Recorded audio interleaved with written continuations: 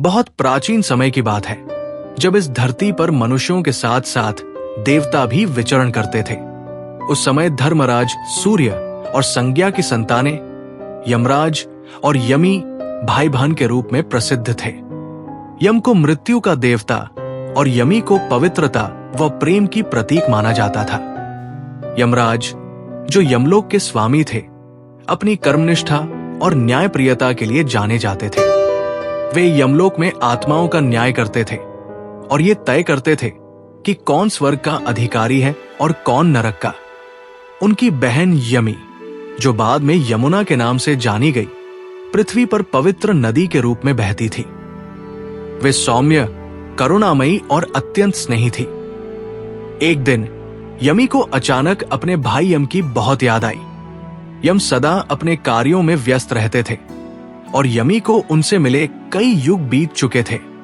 प्रेमवश yummy ने सोचा, आज मैं अपने भाई को आमंत्रित करूंगी, भाई बहन के इस रिश्ते को फिर जीवित करूंगी। उसने सुंदर फूलों की माला बनाई, एक पवित्र धागा तैयार किया और अपने घर को सजाया। यमी ने मन ही मन प्रार्थना की, हे सूर्यदेव, मेरे भाई जहां कहीं भी हो, उन्हें आज मेरे पास भेज दे। यमराज, जो दूर यमलोक में अपने कार्यों में व्यस्त थे, अचानक एक हल्की सी चिंता से व्याकुल हो उठे। उन्हें अपनी बहन की पुकार जैसे अंतरात्मा में सुनाई दी। उन्होंने उसी क्षण अपने सेवकों से कहा, आज मुझे पृथ्वी पर जाना है, मेरी बहन यमी ने मुझे पुकारा है। यम ने जैसे ही यमी के घर में कदम रखा, यमी की आंखें खुशी से भर आई। वर्षों बाद अपने भाई को सामने पाकर वो जैसे स्तब्ध रह गई। उसने तुरंत थाली सजाई, तिलक किया, आरती उतारी और अपने भाई की कलाई पर एक पवित्र धागा बांधा, जिसे हम आज राखी कहते हैं। राखी बांधते समय यमी ने कहा, भैया, ये धागा केवल रेशम नहीं, मेरे प्रेम और तुम्हारी रक्षा का प्रतीक है। जब तक ये बंधन है, तुम्हें कोई हानि नहीं पहुंचा सकता। उसके इन शब्दों से यम भाव विभोर हो गए। उन्होंने यमी से पूछा, बहन, तुमने तो मेरी कलाई में अमरता का धागा बांध दिया। मैं तुम्हारे प्रेम से अभिभूत हूं। मांगो, क्या वरदान चाहती हो?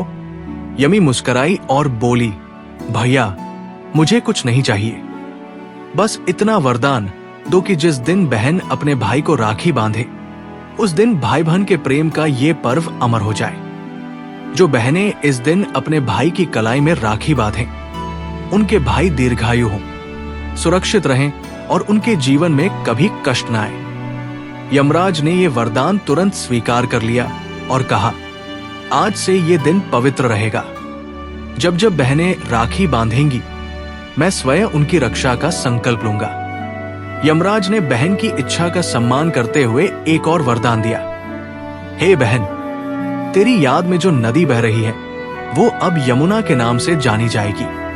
उसमें स्नान करने वाले लोगों के पाप धुलेंगे और जो भाई बहन इस पर्व को मनाएंगे, उनके जीवन में प्रेम, स्वास्थ्य और दीर्घायु बनी रहेगी। इसी दिन से रक्षा बंधन की परंपरा की शुरुआत हुई। ये केवल रेशम के धागे का त्योहार नहीं, बल्कि एक सजीव भावना है, सुरक्षा, प्रेम और विश्वास की। यम और यमी की ये कथा आज भी हमें याद दिलाती है कि भाई बहन का संबंध केवल खून का नहीं होता, ये आत्मा का बंधन है, जिसमें न स्वार्थ होता है, न कोई शर्त।